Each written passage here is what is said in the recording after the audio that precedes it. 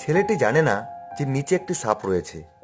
মেয়েটিও জানে না যে ছেলেটির পিঠের ওপর একটি পাথর চাপ দিয়ে আছে। মেয়েটি ভাবছে, আমি নিচে পড়ে যাচ্ছি এবং আমি বেয়ে উপরে উঠতে পারবো না, কারণ সাপটা আমাকে কামড়ে দেবে। কেন সে আর একটু শক্তি দিয়ে আমাকে টেনে তুলছে না? ছেলেটি ভাবছে, আমি খুবই ব্যথা অনুভব করছি, তথাপি আমি তাকে আমার সাধ্যমতো টেনে তুলছি। কেন সে নিজে চেষ্টা করে আরেকটু উঠছে না? শিক্ষা: অপরপক্ষ কতটা চাপে আছে তা আপনি কখনো জানবেন না, এবং আপনি কতটা চাপে আছেন তা অপরপক্ষ কখনো জানবে না। এটাই জীবন। আপনার কাজ, পরিবার, অনুভূতি, বন্ধু যাই হোক না কেন, একে অন্যকে বোঝার চেষ্টা করা উচিত। তাই ভিন্নভাবে ভাবতে শিখুন, একে অপরকে বুঝতে চেষ্টা করুন এবং সুসম্পর্ক গড়ে তুলুন। সকল ভুল বুঝাবুঝির অবসান হোক, সুন্দর হোক সবার জীবন।